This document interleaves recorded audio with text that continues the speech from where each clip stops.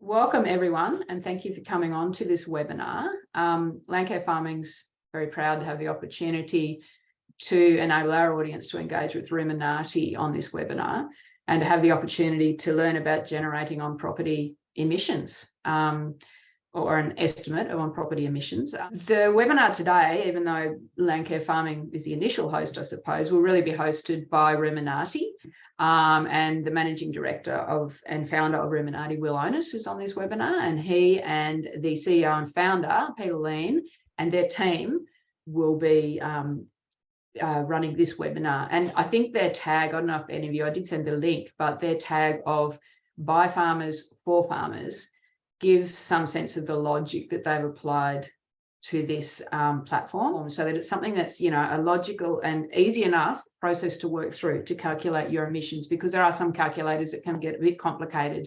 And so their platform is a very good first step for this emissions calculation.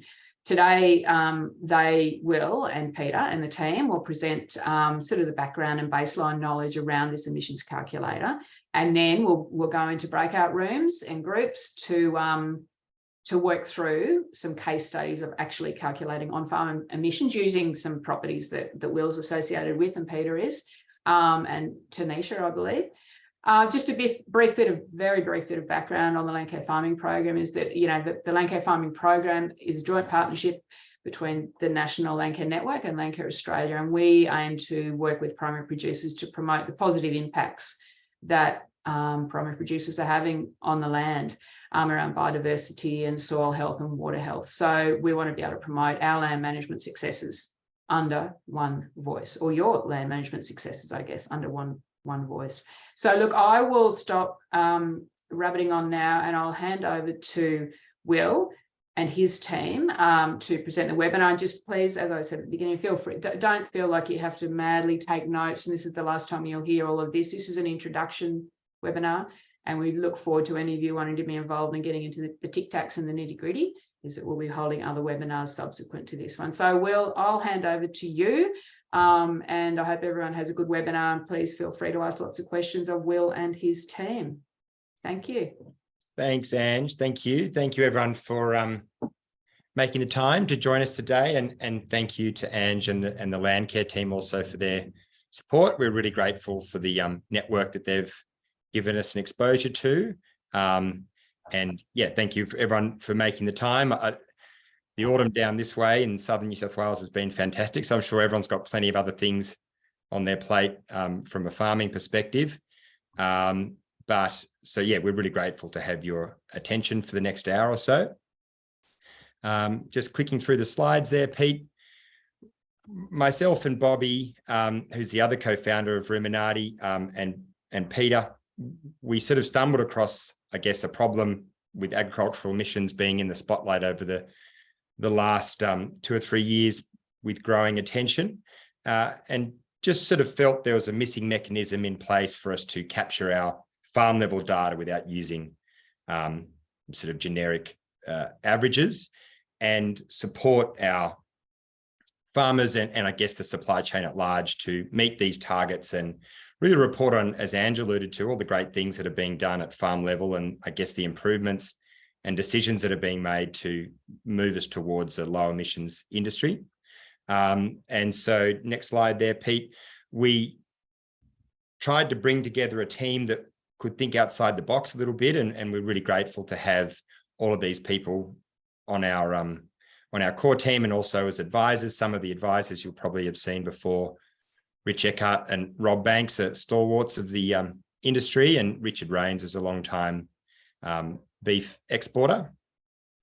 But, you know, particularly for Pete and Rowan, bringing real technical nous to the problem of farm level emissions, we felt that there was an opportunity to use technology and a lot of pre-existing work that had been done at University of Melbourne and in other fields to bring together a solution to measuring greenhouse gases on farm that wasn't so onerous on the producer, and make it really light touch.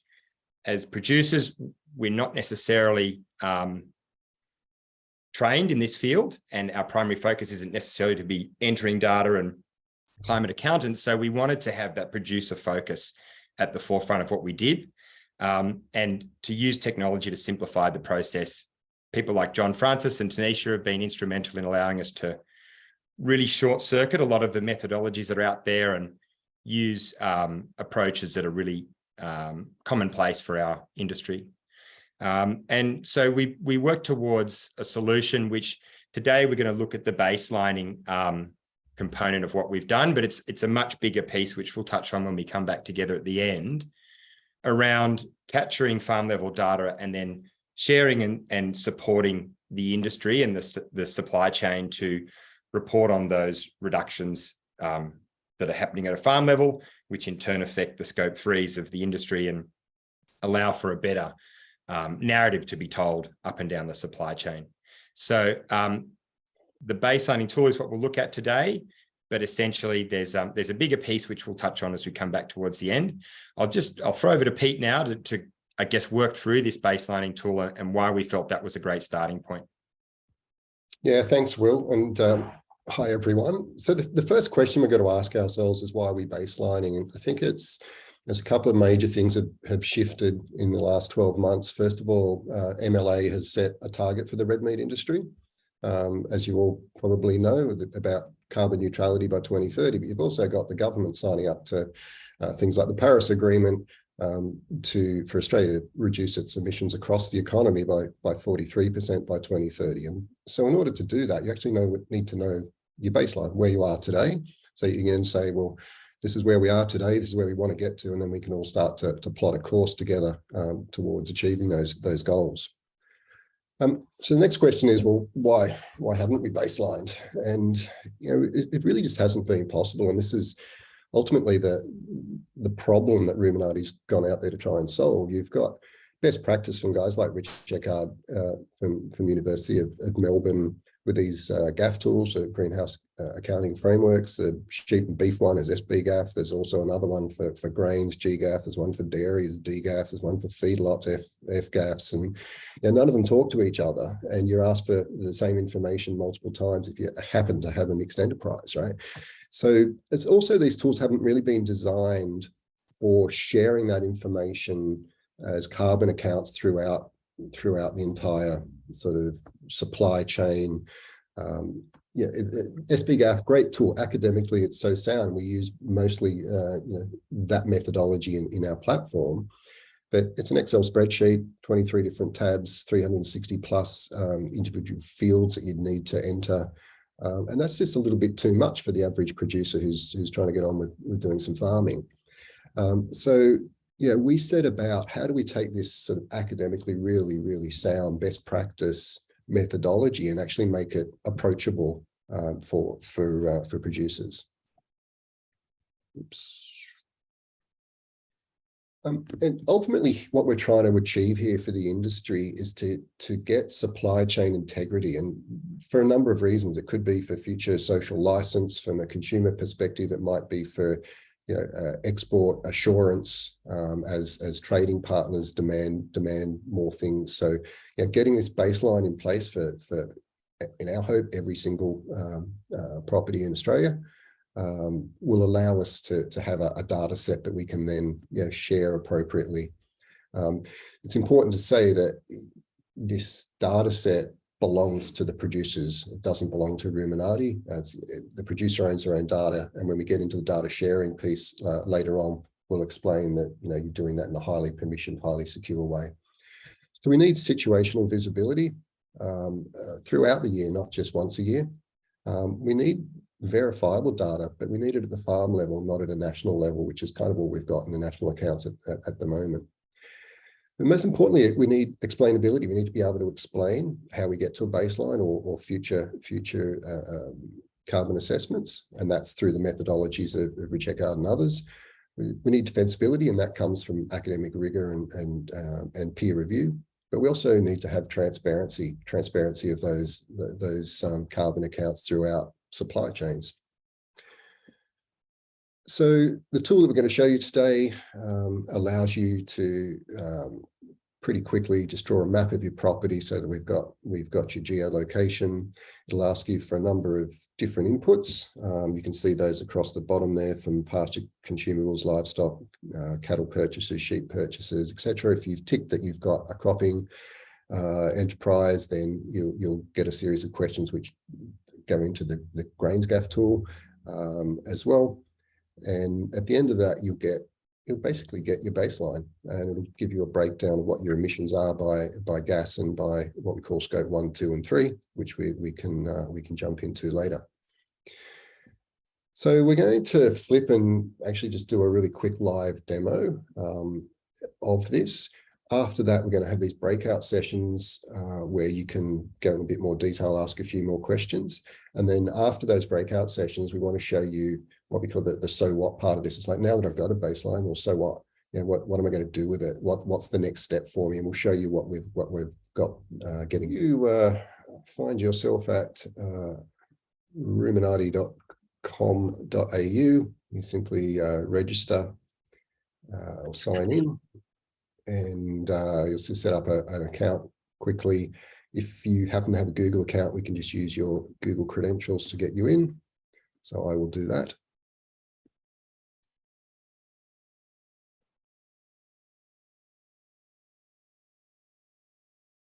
And you won't see a bunch of previous reports, obviously, but I will start here and just create a new report. It's saying to me I'm going to need to have a few things here: livestock records, purchase stock and feed, pasture improvement records, and accounting records, the various inputs you are going to need to get this baseline. At the moment, you'll select last financial year. Come July, you'll see this current financial year that we're in at the moment. And we're also going to be opening up the ability to go backwards to 2020 if you wish to do that. Purpose of this, I'll select a new property and I'm away. So I'll give this property a name. I'm going to actually Woodside Long Attic. Whoops, spell it right. I'm going to say that I've actually got cattle, sheep, and grain for this demo. I need to have a valid PIC number. And because I've ticked grains, I need my grower's register code.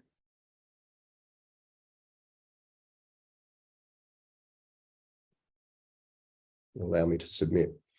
Next thing I do here is just put in an address. So it just kind of goes out and pings a national database live of land parcels. And so if you put in your rough address, it should find you.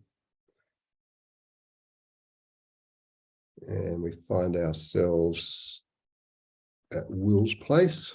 I'll make up and you just basically keep tapping these parcels of land. You can zoom in and zoom out here until you capture most of your property boundaries. We'll go that way.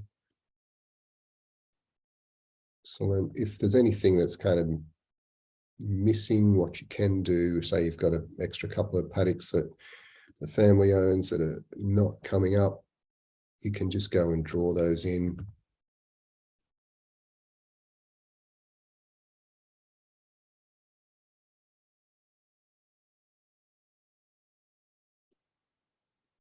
Whoops, start again.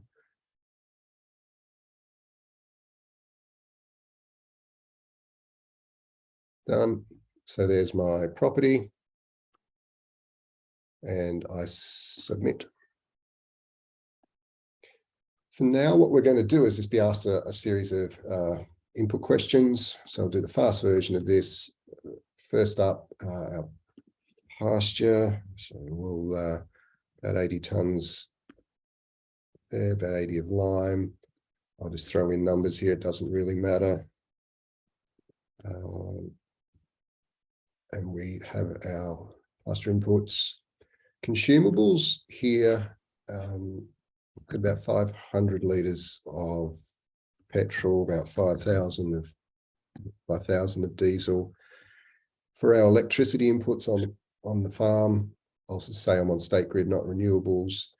If I don't know my kilowatt hours, I might actually be able to tally up what I've paid in electricity bills. So if we just say here, it was about $3,500, it'll calculate those kilowatt hours for me based on the national electricity markets average prices. Electricity is so sort of immaterial in the greenhouse accounting for agricultural enterprise anyway. Next thing here is the DSE. So if you've got AgriWeb or some other farm management tool, you probably know exactly what your DSE are for your cattle and sheep. If you don't, we have a calculator, but for the purpose of this demo, we'll do that in the next session in a bit more detail because it takes a few inputs to get there. So I also think it's worth noting, Pete, that you can also convert that over to adult equivalents in the north. So for those of you that are operating with adult equivalents, that it's essentially the same function, but we appreciate that there's a different calculation method up that way. So they're both the same. They both function the same way, and the calculator functions in the same way. But just a point to note. Yep, thanks, Will. So I'll just say, for purposes of this quick demo, we've got 10,000 beef and 30,000 sheep are away. Next thing is just to add any cattle purchases in so that we can understand what we're bringing in Scope 3 emissions. We'll say that we're pulling them in from northern New South Wales, average weight, and it was 20. And add as many of those purchases as you've got for the year. Similar thing with your sheep. Let's say we bought in 50 of those. There's a difference in the calculation methodology in SPGAF for merino or non-merino. So you can add as many purchases for sheep in as you've got as well. Tracking your progress along the bottom here, so you can see that we're nearly through. This is your supplementary feeds, not your cropping business. So we'll just throw in. Again, another important distinction is that's not supplements. Again, for those in the north that use a lot of urea blocks and things of that nature, that isn't captured in the GAF tools. So it isn't currently captured in our tool, but it is something that we're looking at incorporating down the line. So now, because we did say that we had cropping, we'll do our add a crop, and you'll add as many of these crops as you've got for the year. This is purely straight out of the GGAF tool. So we'll just say we've got some wheat, it's non-irrigated. It's 1,000 hectare. It's about 3, about 80.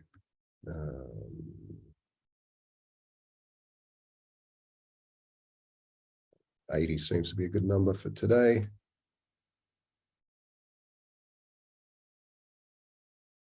And 0 crop burnt in this case. Final thing here is to basically get credit for tree plantings that have taken place on the property since 1990, and then every year you can add new plantings. So we'll add a tree planting here. A little bit of smarts, it's picking up what is currently in the SPGAF tool as categories of species. Just say we've got a mixed environmental planting. It's looking at the property location and saying you've only got 2 soil options there in that geography. The age of the trees is obviously important because younger trees are sequestering more carbon than mature trees. So we'll say they're young. If we know how many hectares we've got, we can just enter it in there. If we don't, we can just jump back onto our little map here and zoom in and say, yeah, I'll draw. Yeah, that's definitely the planting I did. See how I'm doing this very coarse drawing. Oops. And I can add as many of those as I want across the map. And I'll just do one for now. And we're pretty much done on the data inputs. So at this point, oops, submit. Wasn't a very big tree planting. But But we'll go back through and just check all of the data inputs that we've now made. Our consumables, livestock, cattle, sheep purchases, supplementary feed, our crop, and our environmental planting at the end. And we are done. So generate a report. And what you get here is firstly an ability to download this to keep a record, but as you have an account, you can come on at any point in time and do your updates, etc., as well on the platform. But as you'd expect from this kind of business, most of the greenhouse gas emissions come in the form of methane from the livestock. There's a little bit of chunk of nitrous oxides and things there from some of the other inputs, and we'll break those gases down, and scope 1 being the things that you're directly responsible for in the enterprise. Scope 2 being sort of emissions that are embedded in basically energy and fuel. And then scope 3 is stuff that has come into your business that would be accounted for as scope 1 or 2 in somebody else on the supply chain. So there you are. You now have yourself a baseline, and you can get on with farming.